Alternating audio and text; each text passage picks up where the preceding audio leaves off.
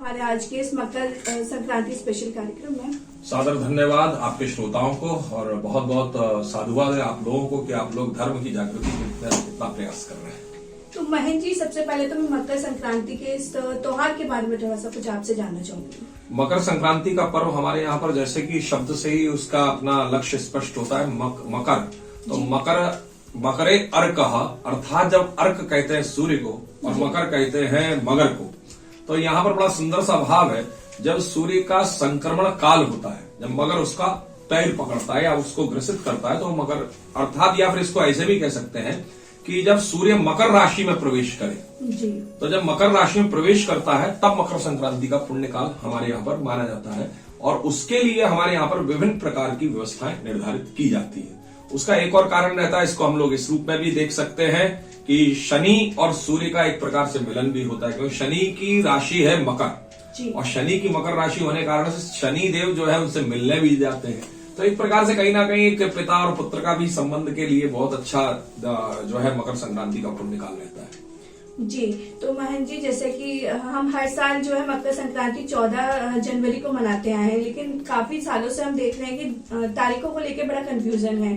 तो इस बार हम मकर संक्रांति कब मना रहे हैं? जैसा कि मैंने आपको पूर्व में भी मैंने कहा था अपना राखी जी कि भाई सबसे प्रमुख बात है, हमारे यहाँ पर कोई भी त्योहार हो, व्रतोत्सव हो या धार्मिक अनुष्ठान हो, वह तारीखों से निर्धारित नहीं किया जा सकता जी। जैसे कि एक छोटा सा उदाहरण अभी आपने कहा, हम 14 तारीख को हम मनाते चले आ रहे, तो इट इज नॉट फिक्स्ड। ये कोई फिक्स नहीं हो गया है कि हम 14 को ही मकर संक्रांति मनाएंगे। मैं आपको एक चीज स्पष्ट करूंगा, शायद सुनकर के आपको बड़ा आश्चर्य सा लगेगा कि स्वामी विवेकानंद जी का भी जो है जन्मोत्सव गया है और जन्मदिन जो 12 जनवरी का पड़ता है, तो शायद आपको ये सुनकर के बड़ा आश्चर्य होगा कि जिस दिन स्वामी श्री विवेकानंद जी का जन्म हुआ था उस दिन मकर संक्रांति थी।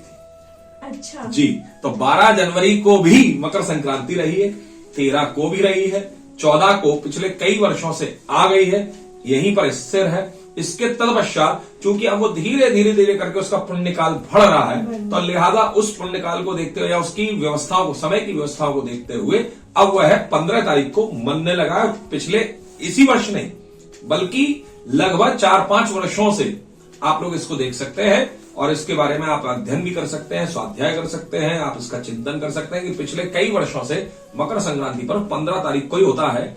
लेकिन चूंकि लोकाचार में, लोक व्यवहार में वह 14 को चल चुका है, तो लिहाजा लोग जो है उसको 14 को ही मान्यता दे रहे हैं। जी। तो मतलब हम कह सकते हैं कि हमें इस बार मकर संक्रांति 15 जनवरी को मनानी है। कह नहीं सकते, हमको कहना चाहिए और हमको मनानी भी 15 ही जनवरी को है। जी। सबसे प्रमुख बात जी।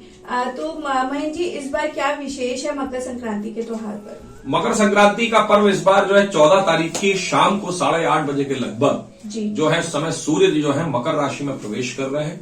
उसके तत्पश्चात 15 तारीख की प्रातःकालीन वेला से लेकर के शाम को 5:30-6 बजे तक लगभग जो है वो वहां पर पुण्यकाल वेला रहेगी।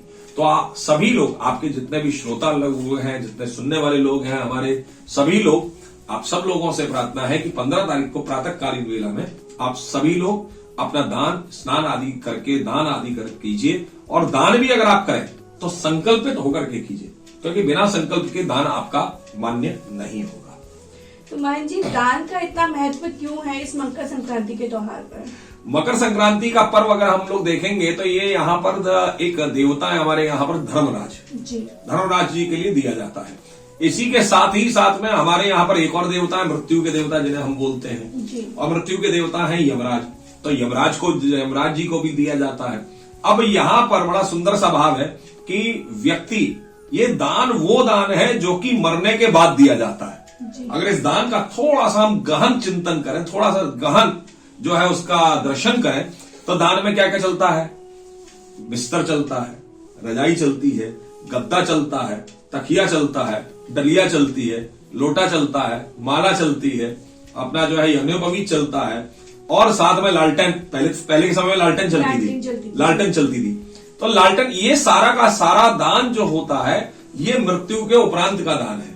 तो मृत्यु के उपरांत का जो दान है वह दिया जाता है। तो वह दान 13 वस्तुओं का होता है। यहां पर हम लोग क्या करते हैं, बड़ा सुंदर सा एक भाव है आध्यात्म जगत का कि व्यक्ति को ये पता नहीं मेरे मरने के बाद में किसी ने उसका दान किया या ना किया तो जीते जी वो उस दान को अपनी तरफ से धर्मराज जी के लिए प्रस्तुत कर देता है। अच्छा, पहले के समय में मुझे आज तक याद है, यही मनकामेश्वर मंदिर में हमारे पिताजी महाराज एक व्यक्ति को डायरी मतलब एक कॉपी लेकर के बैठाते थे और वो बाकायदा पगड़ी उगड़ी बांध करके चित्रगुप्त जी के स्वरूप में वो बैठता था और वो लिखता था क्या क्या लेकर के आए, नाम क्या है आपका। अगर आप लोग देखेंगे तो चित्रगुप्त भी हमारे केवल शायद मुझे लगता है आगरा शहर में चित्रगुप्त जी का मंदिर आपको यहीं मिलेगा। अब मुझे नहीं मालूम है कि अब कितने कहां बन गए, लेकिन चित्रगुप्त जी महाराज का जो मंदिर है यहां पर हमारे चित्रगुप्त भगवान जो है एक हाथ में लेखनी लिए हुए हैं, कलम, एक डायरी मतलब मेंटेन कर रहे हैं छोटी सी। अब आप सोचिए कि कलम और डायरी का निर्माण आज से नहीं है, बहुत पहले वो बहुत पहले से। वो चीज अलग है कि कभी हमने उसको मान्यता नहीं दी, हमने केवल उसको कथा के या काल्पनिक रूप में हमने उसको देखा। लेकिन वस्तुतः आप ये सोचिए कि एक ऐसा व्यक्ति जो कि 365 दिन 24/7 लगा हुआ है, 24 घंटे लगा रहता है और वो हमारी हर चीज को नोट कर रहा है। It is something like a mobile data. जैसे मोबाइल डेटा चलता है, मोबाइल डेटा में अगर हमें कोई भी एक चीज पर्टिकुलरली हम देख लेते हैं और देखने के बाद में आपने उसको 5 सेकंड अगर कोई ऐड आया और आपने उस ऐड को देख लिया, तो जैसे ही आप उस ऐड को देखने के बाद में आप आगे बढ़ेंगे, फिर वो आपका मोबाइल समझ जाएगा कि आपको किस तरीके की चीज देखनी है जी। और वो आपको वही उसी तरीके से या उसी से संबंधित चीजें आपको भेजता रहेगा। उसी तरीके से कहीं ना कहीं वही चीज वहां पर एक मोबाइल सर्वर लेकर के बैठे हुए हमारे चित्रगुप्त भगवान जी, वो हमारी केवल बाहर की नहीं अपितु जब मोबाइल डेटा एक सामान्य सा हमारे आंखों की पकड़ से समझ जाता है, तो सोचिए वो तो हमारे अध्यात्म जगत के हमारे ईश्वर है। तो लिहाजा ये उनका दान होता है और ये दान इसलिए होता है कि अगर हम इसी वर्ष में, एक और चीज बड़ी सुंदर सी है, शायद सुनकर के हंसी भी आएगी, थोड़ा सा वो भी लगेगा, मंथन भी होगा कि आपका हमारे जीवन का पता नहीं, और जब जीवन का पता नहीं, सूर्य हमारे उत्तरायण हो रहे हैं और सूर्य जब उत्तरायण हो रहा है तो हमारे एक प्रकार से ये हमारा एक प्रकार से ठंड में चूंकि व्यक्ति का एक नया दिन प्रारंभ हो रहा है और नया दिन जो प्रारंभ हो रहा है उस नए दिन में सूर्य के उत्तरायण होने पर इन 6 महीनों में हमारी मृत्यु ना हो या इन वर्षों में हमारी पूरे वर्ष में हमारी मृत्यु ना हो, तो हम जो दान दे रहे हैं प्रभु हमको यमराज जी का दर्शन ना हो। अच्छा। तो यहाँ पर दान की वस्तुओं के साथ में हम लोग यमराज को भी, और यहाँ पर धर्मराज जी को अक्सर करके पीली वस्तुओं का दान दिया जाता है। दाल भी दी जाती है तो पीली दी जाती है, वस्त्र इत्यादि में रखा जाता है, पीलापन रखा जाता है, क्योंकि धर्मराज हमारे यहाँ पर धर्म का प्रतीकात्मक है और धर्मराज हमारे यहाँ पर नारायण का अंशावतार भी है और नारायण हमारे जो है पीत को, पीले रंग को बहुत ही ज्यादा प्रमुखता के साथ में ग्रहण करते हैं जी। तो महन जी अब आगे हम ये भी आपसे जानना चाहेंगे कि इस त्योहार पे हमें क्या करना चाहिए और क्या नहीं करना चाहिए। करने में तो ये है कि इस समय तो कलयुग चल रहा है, जो चाहे सो आपके जो मन में आए सो करिए। लेकिन मैं एक बात कहना चाहूंगा कि जब जब धर्म की बात होती है तो व्यक्ति धर्म को आज के समय में अपनी सुविधा के अनुसार लेता है, ना कि धर्म के अनुसार चलने का प्रयास करता है। मैं ये नहीं कह रहा हूं कि आप धर्म के आप सुविधा मत करिए, लेकिन आपकी सुविधा धर्म में निर्धारित नहीं की जाती है। आज के समय का व्यक्ति अपनी सुविधा से सुबह उठेगा, अपना सारी व्यवस्था करेगा, अपनी सुविधा जाएगा, एक डलिया सी खरीदेगा, डलिया खरीद कर उसमें सारी व्यवस्था रहेंगी और पंडित उसी के ऊपर एक 10 रुपए रख देगा। अब 10 रुपए रखने के बाद में पंडित जी को सीधे सीधे दर्शन कराना चाहते हैं, पंडित इससे आगे मत मांग लीजिएगा। क्यों नहीं मांग लीजिएगा? क्योंकि मेरे पास में सिर्फ और सिर्फ यही 10 रुपए है, इसके आगे अगर आपने मांगा तो मेरा मूड खराब हो जाएगा। तो ये जो आप दान दे रहे हैं ये तो आप दान के साथ दे रहे हैं। अब यहां बात आती है कि हमारा वो दान लगेगा कैसे। सुबह उठिए, प्रातःकालीन वेला में हो सके तो चाय वगैरह का भी थोड़ा सा उपवास रखिए, उस दिन चाय वगैरह मत पीजिए और सीधा जो है आप पहुंचिए मंदिर पहुंच करके वहां पर जो आचार्यगण मिले उनके सामने पहले पवित्रीकरण दीपक जलाइए। क्योंकि दीपक हमारे यहाँ पर आप लोग देखेंगे तो कोई भी कार्यक्रम सामाजिक दृष्टिकोण से भी अगर प्रारंभ तभी माना जाता है जब पहले हम दीपक का प्रज्वलन करते हैं। तो दीपक प्रज्वलन हमारे यहाँ पर हमारी सनातन की परंपरा में बड़ा सुंदर सा द्योतक है कि दीपक हमारे यहाँ पर जो है साक्ष्य होता है अग्निदेव के स्वरूप में। तो आप दीपक जलाइए, दीपक जलाने के तत्पश्चात आप वहां पर जो आचार्य जी हैं उनसे पूजन करवाइए, संकल्पित होइए। संकल्प ये रहता है कि आपने कौन सी इट इज अटेंडेंस, कि आपकी अटेंडेंस लगी क्लास में। आप स्कूल जा रहे हैं लेकिन अगर अटेंडेंस नहीं लग रही है तो you are not capable for the exam. तो आप एग्जामिनेशन के लिए, आप परीक्षाओं के लिए आप जो है योग्य नहीं माने जाएंगे अगर आपकी अटेंडेंस पूरी नहीं है। तो एक प्रकार से संकल्प आपका एक अटेंडेंस है, आपकी उपस्थिति दर्ज करने का एक माध्यम है और वो संकल्पित होकर के तत्पश्चात आप दान दीजिए। दान के साथ में आपको जो दक्षिणा रखनी है वो दक्षिणा रखिए, बात समझिएगा मियां। और उसके बाद में जो आप आचार्य जी को जो आप देना चाहें वो आप दक्षिणा दे सकते हैं जी। सीधी सी बात। तो ये तो हुआ कि हमें क्या और कैसे करना है। अब इस दिन हमें क्या नहीं करना है? इस दिन हमें क्या नहीं करना है जी। हो सके तो झूठ मत बोलिए भैया, सीधी सी बात है। झूठ से बड़े छोटे छोटे चीजें हैं हमारे यहाँ कि मन की तरंग मान लो बस हो गया भजन। जी। आप मन की इच्छाओं को थोड़ा सा कम कर लीजिए। आजकल एक बड़ा बढ़िया चल रहा है, झूठ से बचिए, निंदा से बचिए, हो सके तो गाली गलौज से बचिए। बड़े बड़े श्लोक आते हैं आजकल, तो जी, जी। बहुत सारी चीजें आती है, तो उन सब चीजों से आप बचिए। और हो सके तो वो सारे कार्यों से बचिए जिन्हें हमारा धर्म मना करता है। और वो सारे कार्य कहीं ना कहीं, अब आजकल के समय में तो मैं एक वो भी सुन रहा हूं, डिजिटल उपवास, कि आप अपना फेसबुक और इंस्टाग्राम और आप अपना जो है ये ट्विटर लिंक और जो है ये सब मत चलाइए, और जो है ट्विटर मतलब अपना जो है ये सब मत करिए, तो आपका उपवास क्षमा कीजिए हंसी के लिए और एक कहीं ना कहीं भगवान से जुड़ने के लिए माध्यम हो सकता है, लेकिन ये डिजिटल उपवास नहीं है। इसको हम उपवास नहीं कहेंगे। उपवास अपने आप में बड़ा सुंदर सा शब्द है, और वो उपवास अपने आप में कहता है, उप कहते हैं, उप जो है हमारे यहाँ प्रत्यय इत्यादि है, और वास जो है भगवान के सन्निकट बैठना। हम जब भगवान के उपविश्य, जब हम भगवान के सन्निकट बैठते हैं और वहां पर बैठ करके हम प्रभु का स्मरण करते हैं, तो हमारा उपवास होता है। तो इसमें हमें वो सारी चीजें नहीं करनी है जिनको हमारे यहाँ पर सनातन धर्म मना करता है। अब उसमें बहुत सारी चीजें, सबसे पहली चीज तो झूठी मत बोलिए, दूसरी चीज है निंदा मत करिए, किसी की बुराई मत करिए, किसी को गाली मत दीजिए, किसी को कुदृष्टि से मत देखिए, बहुत सारी चीजें। तो धर्म हमारा जिन जिन चीजों का मना करता है, हमको वो सारी चीजों को नहीं करना है।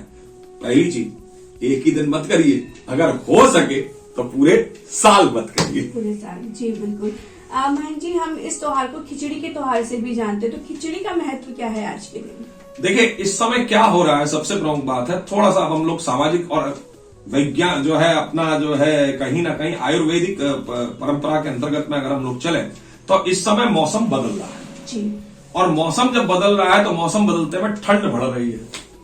और अभी आपने देखा होगा, बड़े हमारे गणेश जी का उत्सव होकर के गया है, संकष्ट चतुर्थी, जिसको हम लोग चंद्रमा के रूप में, हम लोग चंद्रमा का पूजन यजन अर्चन करते हैं, भगवान उस दिन हम तिलकूट इत्यादि का हम लोग खिलाते हैं। तो ये हमारे यहाँ पर एक बड़ा सुंदर सा विज्ञान है, जिस विज्ञान के अंतर्गत में राखी जी कि हमें ऋतुओं के अनुसार भोजन करना है।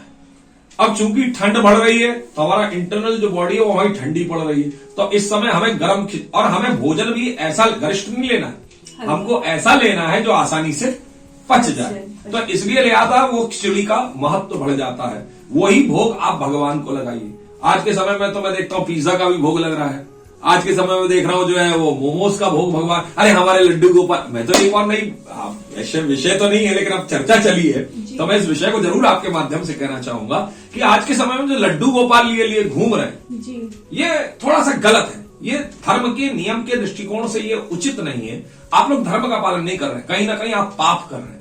क्योंकि जब हमारे यहाँ भागवत होती है तो भागवत के समय पर हमारे भागवत भगवान को नंगे पैर व्यक्ति उठाता है, ग्रंथ को नंगे पैर उठाता है, और कहां उठाता है? मस्तक के ऊपर उठाता है, और उसे कोई स्पर्श नहीं करता। तो सोचिए, आप लड्डू गोपाल जी लिए घूम रहे हैं, आप कहीं भी किसी भी काउंटर पर आप रख देते हैं, और किसी भी जगह पर आप कैसे हाथों से आप कर रहे हैं कि, और उन सारी जगहों पर लेकर के हमारे यहाँ पर हर चीज का प्रावधान। कपड़े भी हम अपने हिसाब से, उन्हें पैंट शर्ट नहीं पहना सकते। आप ये कहेंगे भगवान जी को आप पैंट शर्ट पहना दो, नहीं पहना सकते। इसलिए नहीं पहना सकते क्योंकि वो सारी चीजें हमारे यहाँ पर लिखित है कि हमको ठंड में भगवान को क्या पहनाना है और हमें क्या पहनाना चाहिए। ये हमारी परंपरा है, ये हमारी पारंपरिक वेशभूषा है। और उसी के अंतर्गत में ये जो खिचड़ी इत्यादि का जो प्रावधान है, ये भी भोग के लिए, भगवान के भोग के लिए। ये एक और बड़ी सुंदर सी बात आती है कि खिचड़ी ही एकमात्र ऐसा पदार्थ है जो कि गरीब भी दे सकता है। बिल्कुल। सबसे प्रमुख बात देखिए, हमारे धर्म में कितना सुंदर उसको रखा गया है, सबका ध्यान रखा गया कि जहां अमीर दे रहा है तो वहां पर गरीब भी दे सकता है, इसलिए खिचड़ी का प्रावधान किया गया है। जी, बहुत बहुत धन्यवाद महन जी। एक चीज और मैं इस त्योहार पे देखती हूँ कि लोग 14 चीजों को भी मनते हैं, तो 14 वो तारीख के हिसाब से, या वो भी जानना चाहूंगी। 14 तारीख के हिसाब से नहीं है जी, हमारे यहाँ पर 14 लोग कहे गए हैं। अच्छा जी। सबसे प्रमुख बात है और उन 14 लोकों का 7 7 दूनी 14, 7 ऊपर की ओर है, अंतरिक्ष है, और 7 पाताल है, और 7 7 दूनी 14, और बीच में पृथ्वी है। तो ये 14 संख्या 14 वसु के रूप में भी हमारे यहाँ बहुत सारी 14 लोकों के रूप में है कि अगर हम इन कभी भी कहीं मेरा पतन हो जाए, चलिए इसको ऐसे मान लीजिए, एक आध्यात्मिक दृष्टिकोण से ये भी है कि अगर मेरा पतन हो जाए, तो कहीं पतन हो जाए तो मैं कहीं नीचे पाताल में न चला जाऊं, तो भैया पाताल में भी मेरी रक्षा हो जाए सबसे बड़ा। तो मैं 14 का जो सूत्र है, ये 14 का सूत्र हमारे हर संख्या का सूत्र है हमारे यहाँ। तो उसमें हमारे यहाँ 14 लोगों के लिए है और अनंत के लिए है, क्योंकि अनंत चतुर्दशी आती है जी। और अनंत का पूजन घर घर में किया जाता था, तो वो अनंत के लिए भी एक प्रकार से हम लोग उसको मान्यता दे सकते हैं। तो लेकिन सबसे प्रमुख बात है कि 14 वस्तुओं का दान, 13 तो मैंने जैसे कि मैंने आपको बताया कि 13 हमारे यहाँ 13 त्रयोदशी के अंतर्गत में दिया जाता है, और 14वां हम धर्मराज को प्रस्तुत करते हैं। 14वां हम ये भी बड़ा सुंदर सा नियम है कि 14वां हम धर्मराज जी को प्रस्तुत करते हुए कहते हैं, प्रभु अगर इस साल में कहीं मैं निबट जाऊं, कहीं मेरी मृत्यु हो जाए, तो कम से कम आपके ही द्वार पे मैं पहुंचूं, मैं धर्मलोक पहुंचूं और आपका सानिध्य मुझे प्राप्त हो। जी, बहुत बहुत धन्यवाद महेश जी। अब अंत में चाहूंगी कि कुछ अच्छे से शुभ संदेश हमारे आगरा वासियों को दें। भैया मेरी तो आगरा शहर वासियों से यही, आप के श्रोताओं से सभी से निवेदन है कि धर्म करिए। एक चीज और है कि लोग ये भी कहते हैं साहब अब परिवर्तन कर दीजिए जी। धर्म में साहब बहुत सारी चीजें जो गलत हैं, और इनका हम और आप लोग कौन होते हैं धर्म में परिवर्तन करने वाले। देखिए सूर्य धर्म है, सूर्य शाश्वत है और उसका अपना एक धर्म है। गुलाब की पंखुड़ी का जो उसकी जो खुशबू है, उसका अपना एक धर्म है। पहली चीज कि धर्म में परिवर्तन नहीं होता है, और दूसरी चीज कि अगर धर्म में परिवर्तन हो जाए तो धर्म भी नहीं होता है। जिसमें परिवर्तन हो जाए वो जो है धर्म नहीं होता है। तो धर्म कल भी, अतीत में भी, पास्ट में भी था, और जैसा पास्ट में था वैसे ही वर्तमान में है और वैसा ही भविष्य में रहेगा। ये उसका शाश्वत नियम रहता है, उसमें हम लोग परिवर्तन नहीं कर सकते। तो आप सभी लोगों से अनुरोध है आगरा शहर वासियों, भैया शहर हमारा है, शहर के प्रति भी शहर का कुछ धर्म होता है, कुछ अपनी व्यवस्था रहती है, तो लिहाजा आप सभी लोग अपने शहर को भी स्वच्छ रखने का प्रयास करें। और आइए चलते हैं, और इस मकर संक्रांति के पर्व पर हम लोग एक नियम लेते हैं कि हम अपने शहर को स्वस्थ रखेंगे, प्रयास करेंगे अपनी तरफ से शहर को ना गंदा करने का। जी, बहुत बहुत धन्यवाद। और महेश जी आपको बहुत सारी शुभकामनाएं मकर संक्रांति की। आपके माध्यम से राखी जी आपके सभी श्रोताओं को और सभी आपके जितने भी लोग मेरी बात को सुन रहे हैं, आप सब लोगों के ऊपर बाबा मनकामेश्वरनाथ जी का आशीर्वाद हो, बाबा की कृपा हो, और मकर संक्रांति की आप सभी लोगों को बहुत बहुत शुभाशीष।